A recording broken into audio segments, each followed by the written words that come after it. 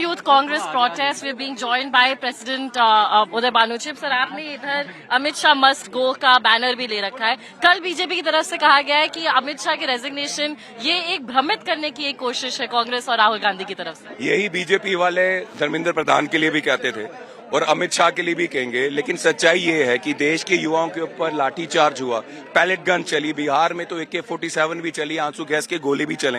ये वायलेंस जब है वो किसके कहने पे, पुलिस किसके कहने पे काम करती है? होम मिनिस्टर कौन है? अमित शाह, उसके कहने पे किया है। देश के छात्रों और युवाओं के ऊपर अगर वायलेंस किया तो उसका इस्तीफा चाहिए। दूसरी चीज, जब राहुल जी ने कल पार्लियामेंट में बोला तो इन्होंने कहा कि अमित शाह का नाम कैसे ले सकते हैं। तो इसका मतलब अगर ये कहते हैं अमित शाह के कहने पे नहीं हुआ तो मतलब पुलिस ने लाठीचार्ज किया, गोलियां भी चला दी देश के युवाओं को, और देश के होम मिनिस्टर से पूछा नहीं। तो इतना बेकार और लल्लू होम मिनिस्टर हमको नहीं चाहिए, तब भी उसका इस्तीफा चाहिए। कि गोली नहीं चली है, बार बार बीजेपी के प्रवक्ता और MP आकर यही कह रहे हैं कि गोली नहीं चली। तो सबके पास सभी चैनल्स में वो वीडियो चला है कि AK-47 का जो फायर हुआ उसका राउंड भी बाहर निकला, हम सब ने देखा है। पैलेट गन चली है। राहुल जी ने PC करके बताया है कि कितने छरे उस युवाओं की बॉडी में थे, तो हम सब जानते हैं। और आज तो ऑफिशियल इंफॉर्मेशन भी आ गई कितने पैलेट गन चली हैं। तो बीजेपी इतना झूठ क्यों बोल रही है? एक तरफ देश के युवाओं के ऊपर आप वायलेंस करवा रहे हो और जो लोग देश के युवाओं के ऊपर वायलेंस ना हो उसकी आवाज उठा रहे हैं, तो उनको आप टारगेट कर रहे हो। तो ऐसा चलने वाला नहीं है। सर, आपने टारगेट की बात करी, एक आखिरी सवाल यही रहेगा।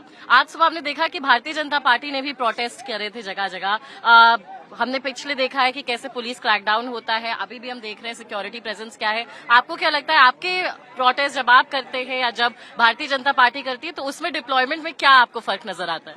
कोई फर्क नहीं है। मैं जानता हूं हमारे साथियों ने AI समिट में प्रोटेस्ट किया था, पीसफुल प्रोटेस्ट किया था, देश के किसानों के लिए प्रोटेस्ट किया था। तो 10 दिन के लिए तो मुझे भी जेल में डाल दिया था, तिहाड़ होके आया था। 10-11 दिन तक जब मैं एक ऑर्गेनाइजेशन को हेड कर रहा हूं, मुझे जेल में डाल सकते थे। हमारे काफी यूथ कांग्रेस के साथियों के ऊपर फिजिकल टॉर्चर हुआ 4 दिन तक। उस कारण मैंने अपनी गिरफ्तारी दी थी। तो 4 दिन उन लोगों को मारा गया, 3rd डिग्री दिया गया, जो लोग पहले पकड़े गए थे AI समिट में। तो क्या वो मांग रहे थे? वो पीसफुल प्रोटेस्ट कर रहे थे और देश के किसानों के लिए प्रोटेस्ट कर रहे थे, लेकिन कोई आवाज ना उठाए इनके खिलाफ, तो फिर वो लाठी भी मारते हैं, 3rd डिग्री भी देते हैं, और हमारे लोगों ने वो सहा है। At the Jantar Mantar today, the Indian Youth Congress workers are taking out a protest demanding the resignation of Home Minister Amit Shah. Now, why this demand?